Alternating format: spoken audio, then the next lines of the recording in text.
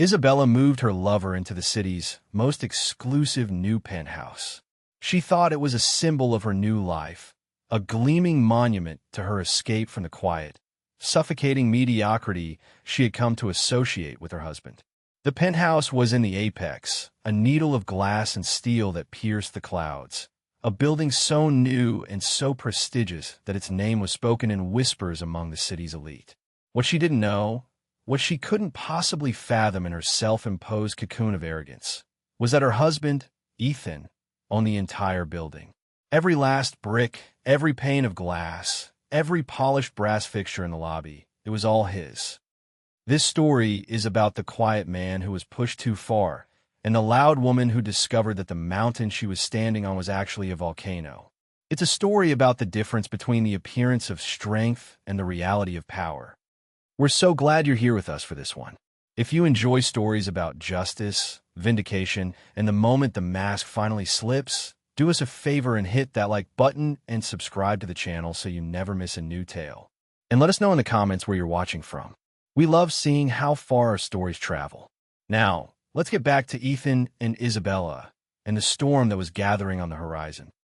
The conversation, like most of their conversations lately, was a monologue delivered by Isabella, with Ethan serving as the silent, obligatory audience.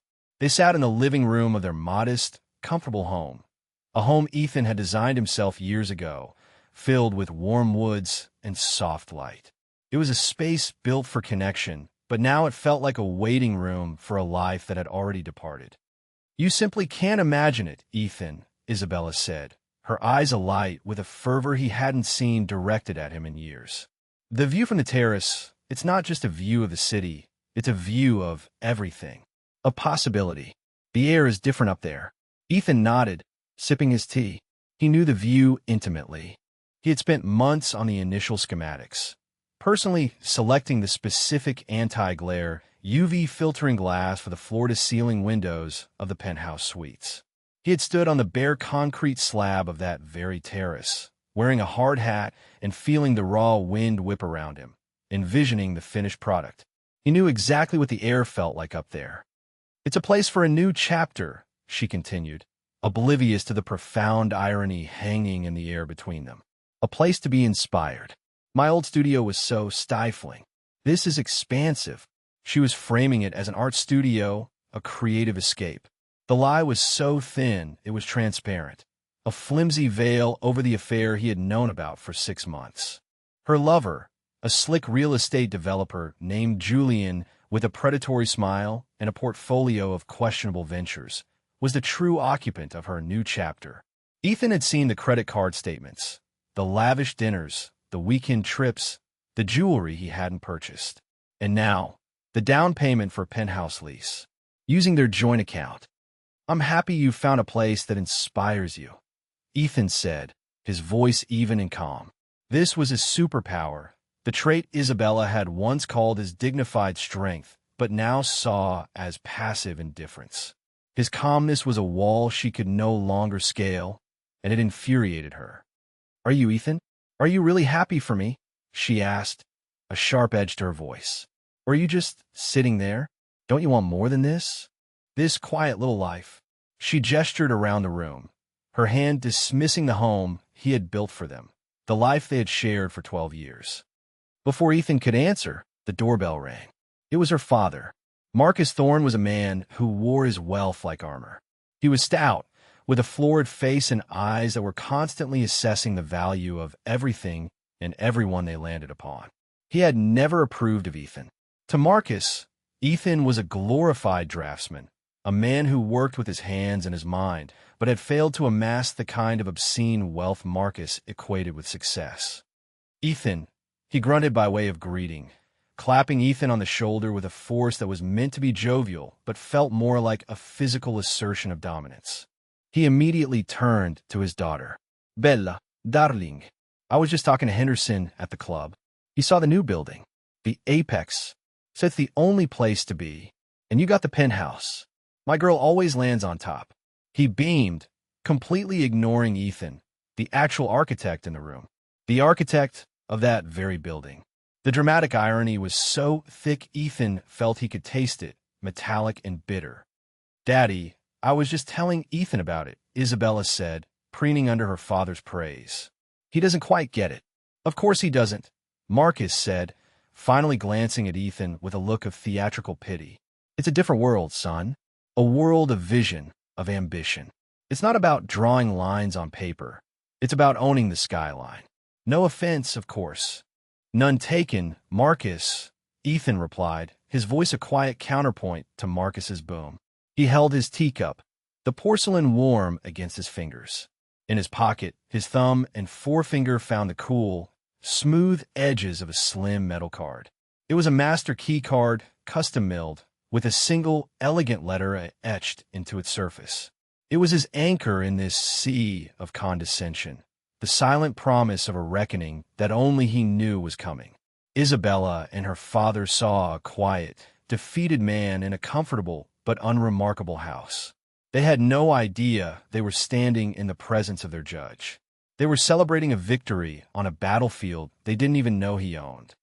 The family dinner a week later was an exercise in ritual humiliation, orchestrated with the casual cruelty that had become the hallmark of Isabella's family. It was held at Marcus's sprawling estate, a house so large and ostentatious it seemed to shout its owner's net worth from the rooftops. The dining room was a cavern of mahogany and crystal, where 20 members of the Thorn clan gathered to feast and reinforce their own sense of superiority.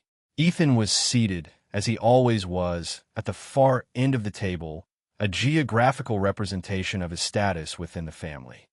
The main topic of conversation, inevitably, was Isabella's new penthouse. She held court, her voice animated, describing every feature with the reverence of a priestess describing a holy temple. "The concierge service is simply divine," she gushed, taking a delicate sip of wine. "They can get you anything. Last-minute reservations at Lucille, tickets to the sold-out opera. It's not just an apartment. It's a lifestyle. The building is managed with such precision. The man who runs it, Mr. Sterling, is brilliant. He anticipates every need." Ethan knew David Sterling well. He had personally hired him, impressed by David's military background and his philosophy of invisible service. David reported to Ethan, and only to Ethan, twice a week. He knew that Isabella had, in fact, used the concierge to secure a table for two at Lucille with Julian, and to procure a specific vintage of champagne that Julian favored. David's reports were meticulous. Isabella's aunt, a woman named Carol with a face tightened by surgery and suspicion, turned her gaze down the long table to Ethan. "And what do you think of all this, Ethan? It must be quite a change from your usual projects." The implication was clear. His usual projects were pedestrian, unworthy of discussion in such august company. "It sounds like a remarkable building," Ethan said, his voice perfectly level. He met her gaze without flinching. Marcus let out a short, barking laugh. "Remarkable? Son, it's a masterpiece. It's changing the face of the city. That's what real architecture is. It's not about designing another suburban office park or a dental clinic. It's about legacy." The jab was aimed directly at Ethan's known portfolio, the one he allowed the world, and Isabella's family, to see. A series of competent, award-winning, but ultimately commercial projects under his own name. Ethan Vance Architecture, they were the projects that had provided a comfortable life, but not the spectacular wealth the Thorns worshipped. They had no idea about Ethelred Vance, the boutique, almost mythical firm he co-founded under a pseudonym. The firm that handled discreet, billion-dollar projects for a global clientele. The firm that had designed and now owned the apex. "Legacy is important," Ethan agreed, the words tasting like ash in his mouth. He thought of the legacy he had once hoped to build with Isabella. He remembered their first apartment, small and cramped, how he'd worked a second job as a draftsman for a larger firm while she tried to get her art gallery off the ground. He had believed in her passion. He had funded her dream, celebrated her small successes, and consoled her through her failures. He had put his own grander ambitions on hold for her. And now, she and her family were using those very ambitions, the ones they couldn't even see, as a yardstick against which to measure his failure. "Well, Some people build legacies, and some people facilitate them, Marcus declared, raising his glass in a toast to Isabella. To my daughter, who always knew she was meant for the sky. The family echoed the toast. To Isabella, as they clinked their glasses, a symphony of smug satisfaction, Ethan's hand slipped into his pocket. His fingers closed around the cool metal of the keycard. He felt its weight, its sharp, clean edges. It wasn't a key to a building. It was a key to the truth. In that moment, surrounded by the warmth of their derision, he felt a profound and chilling sense of calm. The pain that had gnawed at him for months was crystallizing into something else. It was no longer a dull ache of betrayal, but the sharp, cold clarity of purpose. They were celebrating her ascent, never imagining that he was the one who controlled the ground beneath her feet. He let them have their moment. He let them toast to her future in his building. Every word of praise for the apex, every compliment on its design and prestige, was a compliment they were unwittingly paying to him. And every insult they leveled at him was another debt being added to a ledger he would soon call due. He took a slow sip of water, the picture of placid defeat, and in his mind, he was already designing the scaffolding for their fall.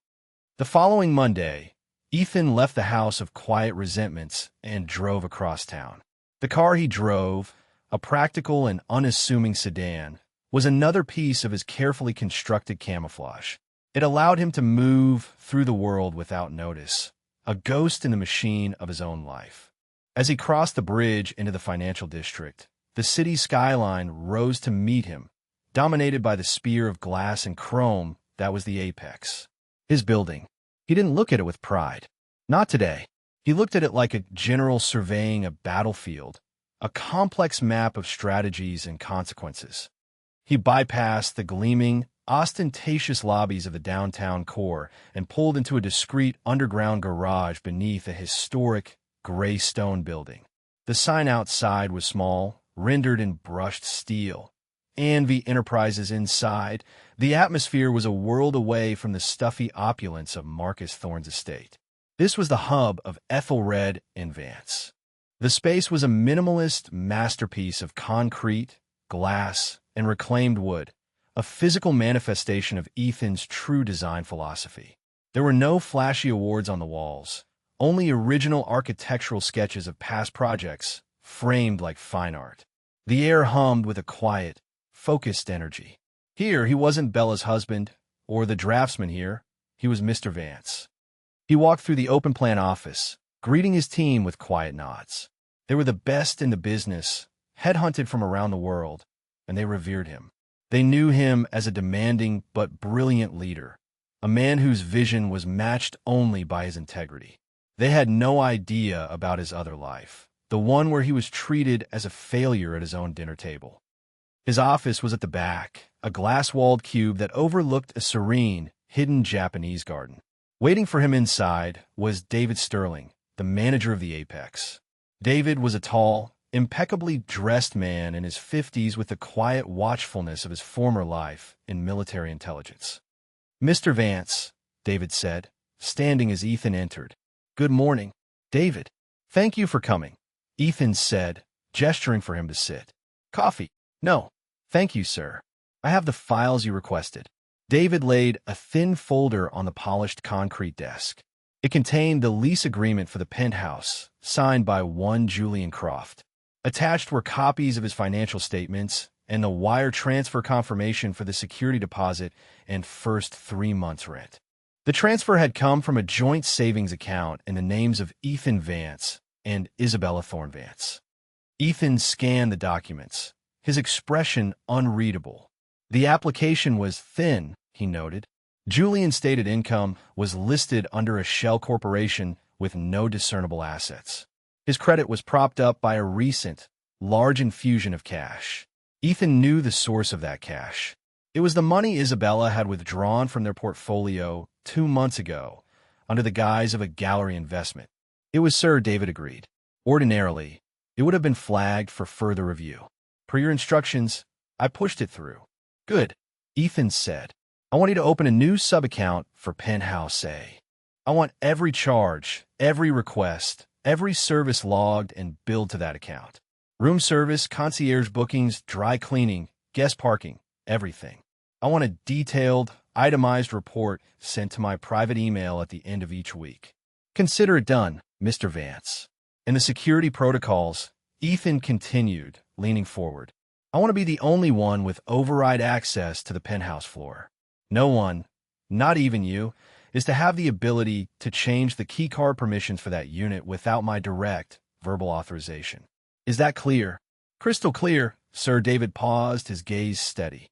He had worked for Ethan for 2 years and had developed a keen sense of his employer's moods. Is there anything else, sir? Is everything all right?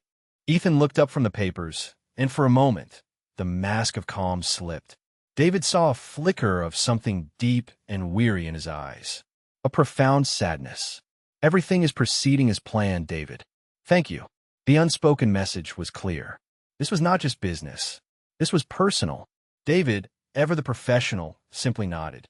One more thing, Ethan said as David was about to leave. The guest logs. I want to be notified of any overnight guests registered to the penthouse. Specifically, anyone by the name of Julian Croft. Of course, sir. After David left, Ethan swiveled his chair to face the window. He looked out at the tranquil garden, at the way the light filtered through the bamboo leaves. He was building a case. Not a legal case, not yet. This was a moral case. A meticulous, undeniable record of betrayal. Isabella believed she was escaping into a new life of freedom and power. In reality, she was walking into a cage of his design. A beautiful, luxurious, top-of-the-world cage where every move she made was being watched, logged, and filed away. He felt no pleasure in it, only a grim, soul-heavy sense of necessity. He had absorbed their insults, their condescension, their pity. He had been the silent, stable ground they had all stood upon while they looked down on him. Now, the ground was about to shift. The next few weeks were a study in escalating audacity. Isabella began to move her life into the penthouse, piece by piece. At first, it was subtle. A few boxes of clothes, some art supplies. She maintained the fiction of the studio, a place for her to find her creative spark. The light is just so different up there, Ethan, she'd say, her voice distant, as if she were already speaking to him from a great height. It's helping me see things more clearly. Ethan would simply nod, the picture of a man resigned to his wife's whims. But every evening, after she had gone to her studio, he would sit at his desk and review the day's report from David Sterling. The logs told the real story. Tuesday, concierge booked dinner for 2 at Oriole under Mr. Croft's name. Charged to Penthouse A. Wednesday, valet service for Mr. Croft's convertible. Charged to Penthouse A. Friday, case of Dom Perignon, 2008 vintage, delivered by room service at 10 p.m. Charged to Penthouse A. Then came the financial bleed. The joint credit card statements began to arrive, thick with receipts from the city's most expensive design houses and art galleries. She was furnishing the penthouse with a feverish intensity, spending their shared money to build a nest for her new life with her new man. A $20,000 sofa from Roche-Beaubois, a $15,000 sound system, a sculpture from a trendy downtown gallery that cost more than Ethan's car. He didn't confront her. He didn't question the charges. He calmly opened each envelope, scanned each bill, and saved a digital copy to a secure folder on his computer. The folder was labeled Expenditures. It sat alongside another folder labeled Evidence. He was a methodical architect, and he was building his case with the same precision he used to design a skyscraper. Every receipt was a brick. Every lie was a layer of mortar.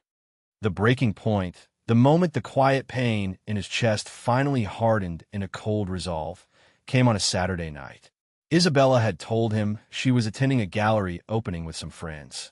She had seemed distracted, almost giddy, as she left. Ethan had a quiet dinner alone, then settled in to read. Around midnight, his phone buzzed with a notification.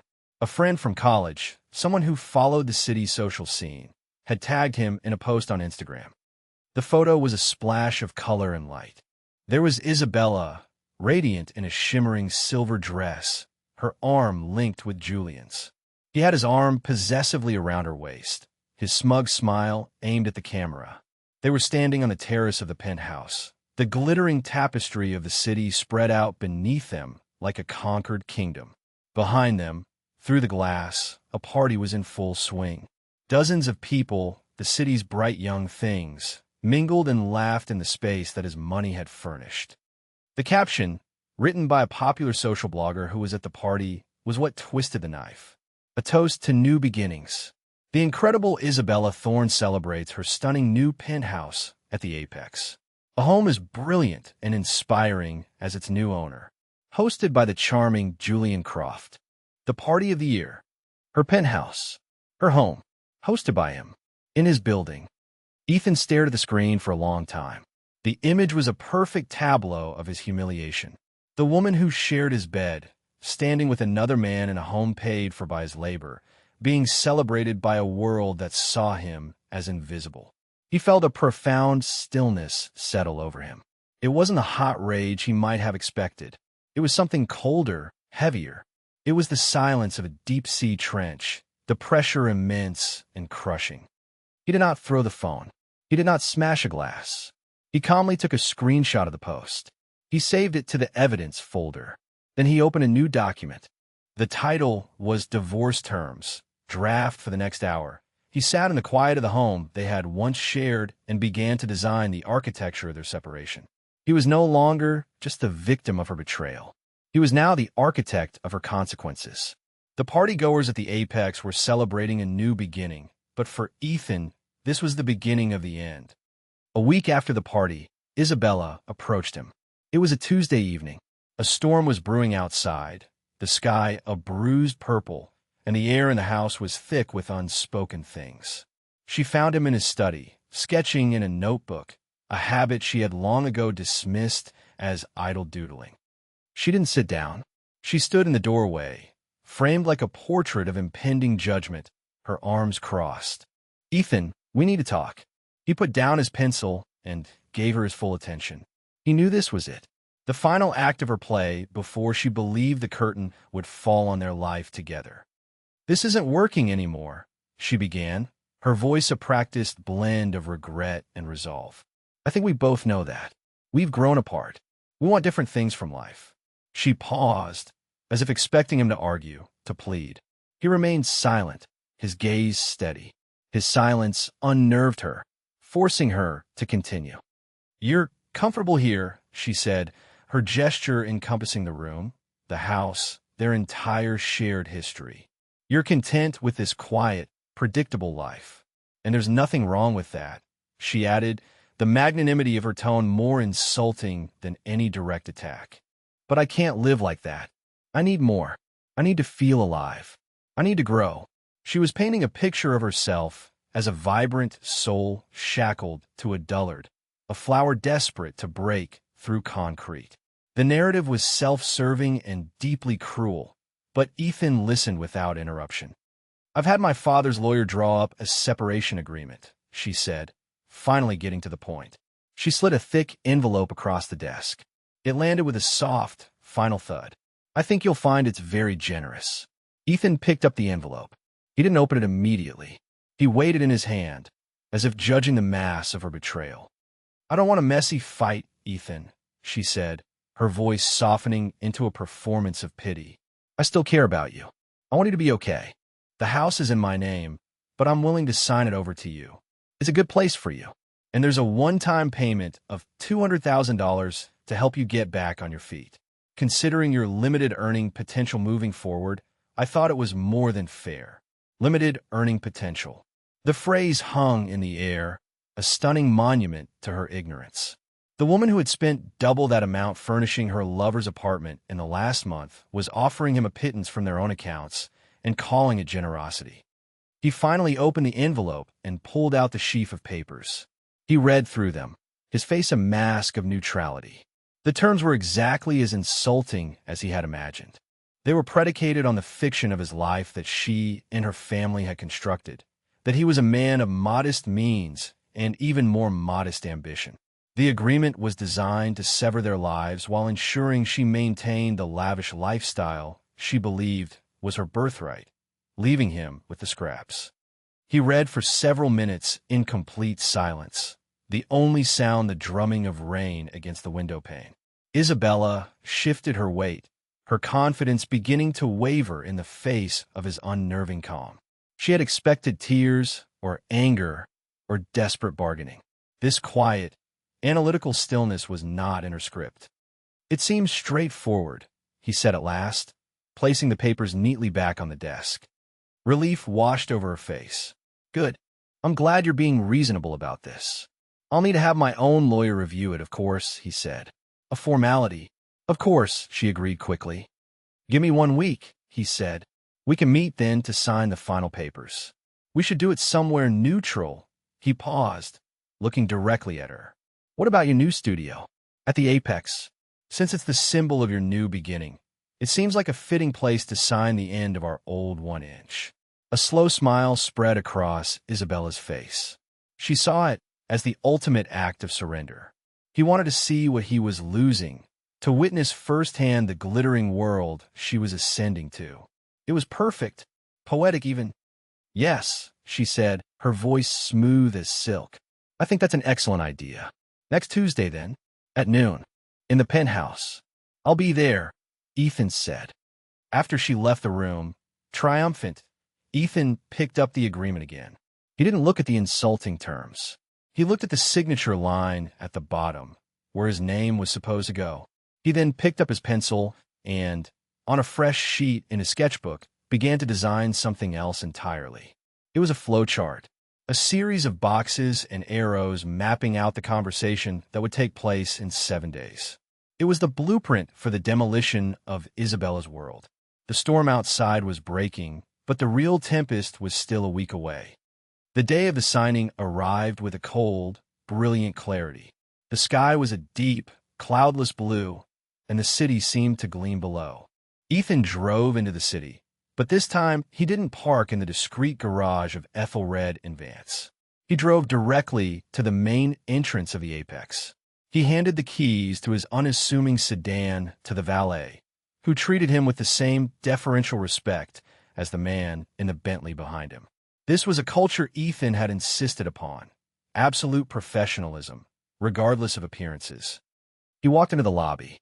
It was a cathedral of light and space, with soaring 20-foot ceilings and walls of book-matched Italian marble. He had personally overseen the selection of the stone from a quarry in Carrara.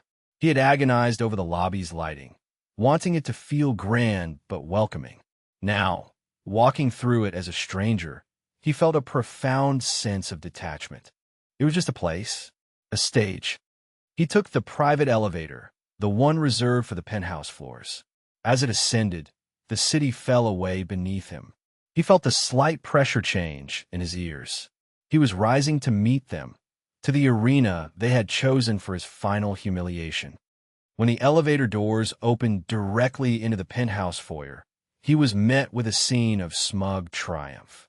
The apartment was breathtaking, a testament to what unlimited funds and questionable taste could achieve.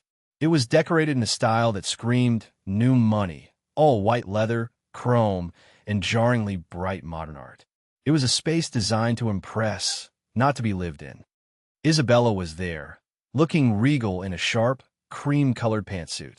Her father, Marcus, stood beside her, a bulldog in a bespoke suit.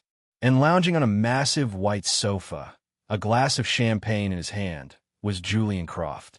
He was the very picture of a man who believed he had won. The three of them formed a phalanx of arrogance, a tribunal ready to pass final judgment. "Ethan, you're punctual," Isabella said, her voice cool and smooth. There was no warmth in it, only the politeness of a victor to the vanquished. "Hello, Isabella." Marcus, Ethan nodded to his father-in-law, who merely grunted in response. His eyes then fell on Julian. "Julian, we haven't been formally introduced. I'm Ethan Vance." Julian didn't get up. He simply raised his glass in a lazy, insolent gesture. "Heard a lot about you," he said, his tone suggesting none of it was good. "I'm sure you have," Ethan replied, his gaze sweeping around the apartment. He took in the garish sculpture in the corner, the oversized television screen, the ostentatious floral arrangements. The narrator in his mind, the dispassionate architect, made a quiet, cutting assessment. A classic case of confusing expense with taste. It feels like a high-end hotel lobby, not a home. Soulless. Impressive, isn't it? Marcus boomed, misinterpreting Ethan's professional assessment as awe. This is what ambition looks like, son. Something you should take notes on. I am, Ethan said quietly. On a large glass table between the sofas, the divorce papers were laid out, alongside a Mont Blanc fountain pen. It was a piece of theater, the final prop in their drama of his defeat. Well, let's not drag this out, Isabella said, her voice betraying a hint of impatience. She wanted it over with. She wanted to step fully into her new life, and he was the last tether to the old one. The papers are here. All you need to do is sign. Julian smirked. Don't worry, buddy. We'll take good care of her. The comment was a final, deliberate twist of a knife, designed to provoke a reaction, to see him finally break. But Ethan didn't break. He didn't even look at Julian. He didn't look at the papers. He walked past the table and toward the vast floor-to-ceiling windows, looking out at the city below. For a full minute, he said nothing, letting the silence stretch and thicken in the room. The triumphant trio exchanged confused glances. This was not following their script. The condemned man was supposed to be somber, not contemplative. Finally, he turned back to face them. His expression was not one of sadness or anger. It was one of quiet, profound clarity. The confrontation was about to begin, not with a bang, but with a question. Before I sign anything, Ethan began, his voice calm and measured, resonating in the cavernous room. I just want to understand something. Marcus snorted. What's there to understand? It's over. Sign the papers. He gestured impatiently at the glass table, the Mont Blanc pen glinting under the recessed lighting. It was a scepter, waiting for the vanquished to touch it and seal his fate. Ethan ignored him. His eyes were fixed on Isabella. I want to understand the story you tell yourself, Isabella. The narrative where this, he made a slow, sweeping gesture that encompassed the opulent penthouse, Julian on the couch, her father by her side, is a victory.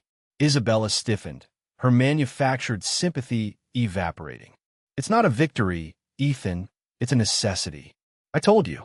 I needed to grow. You were holding me back. Holding you back. Ethan repeated the words slowly, tasting them. Was I holding you back 12 years ago, when I worked 2 jobs so you could lease your first gallery space downtown? I remember you were so afraid you couldn't make the rent. I told you I believed in you. A flicker of discomfort crossed her face. That was a long time ago. Was I holding you back 5 years ago, at your father's 60th birthday party? He continued, his gaze shifting to Marcus. You stood by the bar, Marcus, and you told your business partner that I was a decent draftsman, but not a visionary. You said I lacked the killer instinct. You said your daughter had married a hobbyist. Marcus's florid face darkened. I was drunk. It was just talk. It's never just talk, Ethan said, his voice dropping slightly, drawing them in. It's the story you build. The foundation for your actions. He turned his attention back to Isabella. Or were you being held back 3 months ago at the charity gala?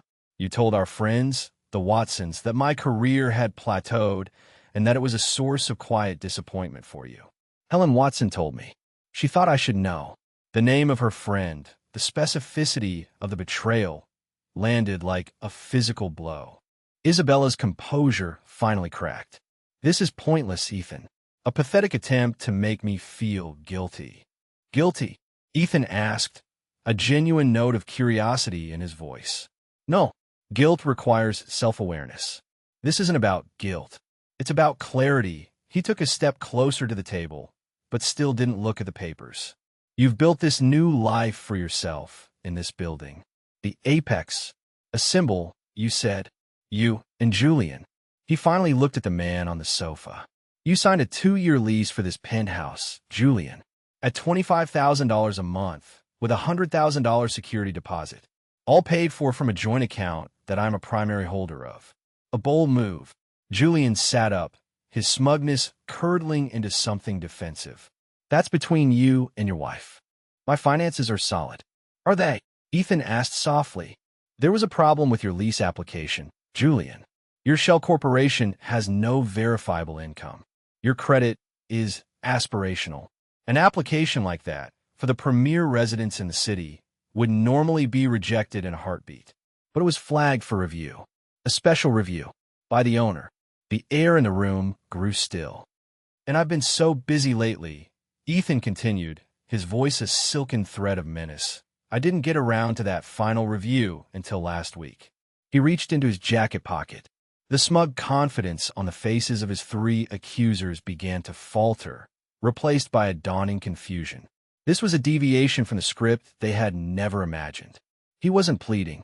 He wasn't angry. He was lecturing. He pulled out the small, elegant metal card. It was matte black, with a single, stylized letter I etched in silver. He held it between his thumb and forefinger, letting it catch the light. You see, this building isn't just a random collection of apartments, Isabella. It's the culmination of a 10-year vision. My vision. He looked from her stunned face to her father's, and then to Julian's. The firm that designed this building, the one the press has been fawning over, isn't my small local practice. It's a firm I co-founded years ago under a different name. Ethelred & Vance. Perhaps you've heard of it, Marcus. We specialize in large-scale, high-value international projects. Marcus's jaw went slack. Ethelred & Vance was a legend in the development world. Anonymous, exclusive, and monstrously successful. And because my firm believes in holding onto its most successful assets, Ethan said, placing the key card gently on top of the divorce papers, we don't just design. We own. I am a majority partner in the holding company that possesses this land, this structure, and every unit within it. He let the words hang in the air, each one a hammer blow against the glass house of their arrogance. So, congratulations on the new penthouse, Isabella, he said, his voice now devoid of all emotion except a chilling finality. Welcome to my building. The silence that followed was absolute. It was a vacuum, sucking all the air and arrogance out of the room. For a full 10 seconds, nobody moved. Nobody breathed. The three of them, Isabella, Marcus, and Julian, were frozen, their faces a gallery of disbelief transforming into pure, unadulterated horror. The world they had constructed, a world in which Ethan was a minor, forgettable character, had just been vaporized. Isabella was the first to break. A short, strangled laugh escaped her lips. No, you're lying. This is a joke. A sick, twisted joke to hurt me. She looked to her father for support. But Marcus was staring at Ethan, his face pale, the gears of his calculating mind grinding as he reevaluated every conversation, every dismissive comment he had ever made to his son-in-law. He was seeing the ghost of a billion-dollar deal he had mocked at his own dinner table. Julian, ever the opportunist, was already trying to calculate his own escape route. What does that even mean? He blustered, getting to his feet. I have a signed lease. It's a legal document. A lease is a contract, Ethan replied, his voice as cold and hard as the marble in the lobby. And contracts require good faith. Your lease was approved based on financials you know to be fraudulent, and it was funded by the criminal misappropriation of marital assets. That is the legal definition of bad faith. Therefore, your lease is and always has been void. He turned his gaze on Julian, and for the first time, there was no filter, no mask of calm, only the full, unyielding force of his authority. It means you are trespassing. As the word trespassing landed, Ethan took out his phone. He pressed a single number on his speed dial. David, he said into the phone, his voice calm. Could you come up to Penthouse A, please? And bring 2 members of our security team with you. We have an unauthorized individual who needs to be escorted from the premises. Isabella gasped. Ethan, no, you can't do this. I'm not doing anything, he said, turning to her. The look in his eyes was not one of vengeance, but of a deep, sorrowful finality. These are the consequences of your choices. You chose to lie. You chose to steal. You chose him. Less than 2 minutes later, the private elevator doors opened again. David Sterling stepped out, followed by 2 large men in crisp, dark uniforms that bore the subtle, a logo of the apex. Their presence instantly changed the dynamic of the room from a domestic dispute to an official enforcement action. David's eyes met Ethan's. He gave a slight, almost imperceptible nod. "Mr. Vance, you called for assistance." The use of his real firm's name, Mr. Vance, in this context was another devastating blow.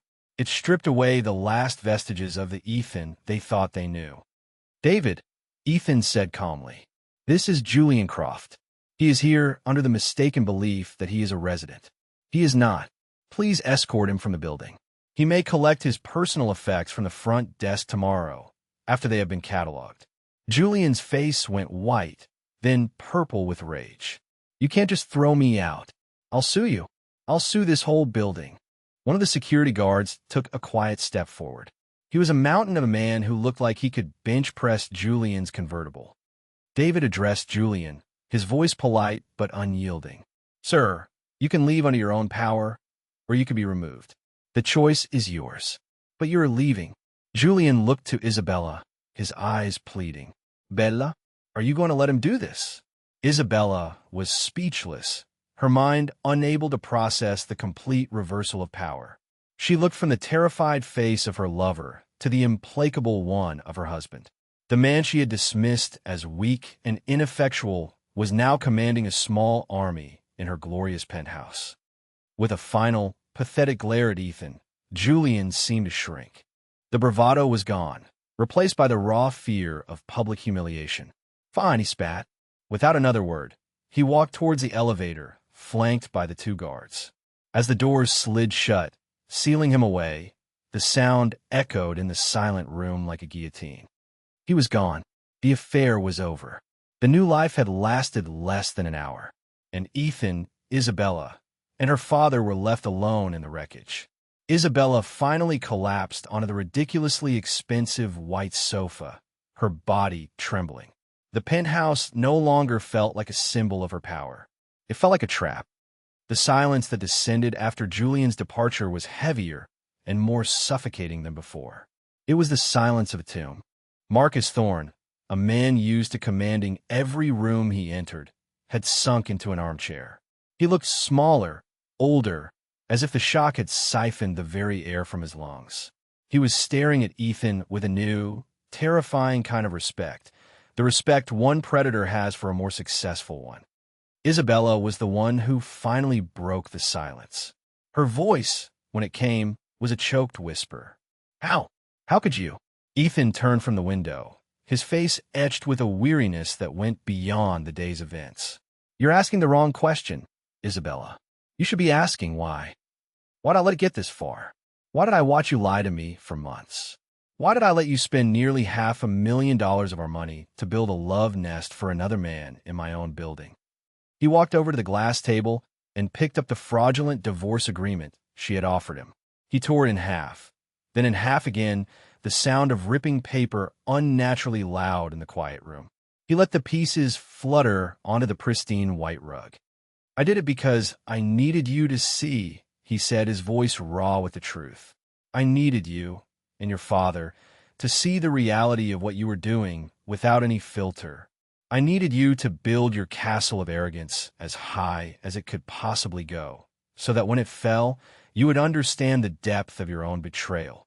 Tears were now streaming down Isabella's face, but they were not tears of remorse. They were tears of fury and frustrated entitlement. "So, this was all a game to you? A sick revenge fantasy? You wanted to humiliate me?" "No," Ethan said, and the certainty in his voice cut through her histrionics. "You humiliated yourself. I just provided the venue." He gestured around the room. "This isn't me, Isabella. This is you. This monument to greed and bad taste, funded by deceit. I didn't do this to you. This is the world you built. I'm just the one who finally turned on the lights." He reached into his breast pocket and pulled out a different document. It was a single sheet of paper. He placed it on the table in front of her. "This is my offer," he said. "It is not negotiable." Isabella stared at the paper as if it were a snake. Marcus, jolted back to life, leaned forward to see. It was a separation agreement, clean and brutal in its simplicity. It granted Isabella the assets she had possessed before their marriage, a small stock portfolio, and her personal effects. It made no mention of alimony. It made no mention of the house, which, as Ethan's lawyer had discovered, had been purchased with a down payment from a trust fund in his name, making it his legal property. The document effectively erased her from 12 years of his financial success. "This is nothing," she shrieked. "This is an insult." "No," Ethan corrected her calmly. "The document you offered me was an insult. This is justice, and it's your only way out. The alternative," he added, his voice dropping to a deadly quiet, "is that I file a report with the district attorney's office for felony fraud and embezzlement. The evidence is meticulous. The paper trail is perfect. You will be prosecuted, and you will likely go to prison." He then turned his gaze to Marcus, who flinched as if struck. "And you, Marcus, you encouraged this. You fed her ego and belittled her husband. You taught her that wealth was a weapon and status was everything. Well, you might be interested to know that your company, Thorn Development, submitted a very competitive bid for the primary retail space on the ground floor of this building. I reviewed it myself this morning." He paused. "Consider your bid rejected, and I will make it my personal business to ensure every major developer in this city knows exactly why." The threat was existential. It wasn't just about one contract. It was about his reputation, his legacy. Marcus looked like he was going to be sick. Ethan looked back at Isabella, her face a mask of shattered pride. "You have 24 hours to sign this agreement and vacate the premises. You may take the clothes on your back and your purse. The rest of your things, both here and at the house, will be packed and sent to a storage unit. The choice is yours, Isabella. A quiet, financially devastating divorce that leaves you with your freedom, or a public, reputation-destroying scandal that will cost you everything. Decide by noon tomorrow." With that, he turned and walked to the elevator. He didn't look back. He pressed the button, and the door slid open. As he stepped inside, the last thing he saw was Isabella, alone and weeping on a white leather sofa, a prisoner in the penthouse she thought had set her free. The 6 months that followed were a quiet dismantling of a life. Isabella, faced with the undeniable reality of prison time, signed the papers. The day she moved out of the penthouse, she was a ghost of her former self.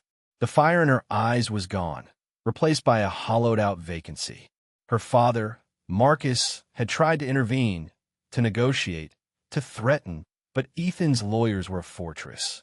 The evidence against Isabella was so overwhelming that any legal challenge would have been an act of self-immolation. Marcus Thorne's business suffered almost immediately. The story of what happened in the penthouse at the Apex spread through the city's elite circles like a virus. It wasn't reported in the papers, but it was whispered over cocktails at country clubs and in the boardrooms of rival firms. The tale of the arrogant tycoon and his daughter being so thoroughly and elegantly dismantled by the quiet son-in-law they had mocked was too delicious not to share. Marcus lost more than the retail contract. He lost his aura of invincibility. He lost face, and in his world, that was everything. Isabella's fall was even more precipitous. Stripped of Ethan's financial support and her family's now tarnished name, she was forced to confront a world that did not care about her former glory. She rented a small, one-bedroom apartment in a respectable but unremarkable part of town, miles away from the glittering orbit of the Apex. For the first time in her life, she had to work. She found a job managing a boutique clothing store. The irony was not lost on her. She, who had once spent tens of thousands on couture, was now folding sweaters and dealing with demanding customers for an hourly wage. The narrator of our story, ever present, could glimpse into her thoughts. There were moments of profound, bitter resentment, a rage at Ethan for not being the weak man she had believed him to be. But there were other, quieter moments, late at night in her sterile apartment, where a flicker of something else would surface. A flicker of self-awareness. A horrifying recognition that she had become the kind of person she used to pity. She had traded a man's love and loyalty for a fleeting fantasy of power, and in the end, had lost both. The lesson was brutal, but it was beginning to take root. As for Ethan, he did not revel in their downfall. There was no triumphalism, no gloating. There was only a quiet sense of order restored. He sold the house they had shared, the memories too heavy to keep. He moved into a different apartment in a different building he owned, one smaller and more understated than the penthouse. One crisp autumn afternoon, we find him not in a boardroom, but on a dusty construction site in a part of the city the developers usually ignored. He was standing with David Sterling, who had become a trusted friend in addition to his most reliable employee. They were looking at the steel skeleton of a new building rising from the ground. It wasn't a luxury tower. It was a public library and community art center. The design was beautiful, full of light, natural materials, and open spaces. It was a project by Ethelred and Vance, fully funded by their foundation. It was a building designed to give, not to take. "It's going to be something special, Mr. Vance," David said, looking at the plans in Ethan's hands. "I hope so, David," Ethan replied, a small, genuine smile on his face. "And please call me Ethan." He looked up at the structure, at the workers moving with purpose, at the neighborhood kids watching with curiosity from behind the fence. He had spent years building a monument to commerce and luxury, a project that had inadvertently become the stage for the end of his marriage. Now, he was building something else, a legacy not of wealth, but of worth. He had learned that true strength wasn't about owning the skyline, but about having the integrity not to be corrupted by it. The pain of Isabella's betrayal had been a crucible, burning away the parts of his life that were inauthentic, leaving behind only what was real and true. He had lost a wife, but he had found himself again. He was no longer just an architect of buildings. He was the architect of his own quiet, meaningful peace. And so, Ethan's story comes to a close. It's a powerful reminder that true worth isn't measured by bank accounts or fancy addresses, but by integrity, patience, and the quiet dignity with which we carry ourselves. The loudest voices in the room are often the most insecure, and real power doesn't need to announce itself. What do you think? Did Isabella and her family get what they deserved? Or was Ethan's justice too cold? We'd love to read your thoughts in the comments below. This is the kind of story that gets people talking, and your perspective is a valuable part of that conversation. Thank you for joining us on this journey. If you found this story as compelling as we did, please show your support by hitting that like button and subscribing to our channel for more tales of karma, justice, and redemption. Every subscription helps us continue to bring these stories to light. Until next time, remember to be kind, but don't be afraid to be strong.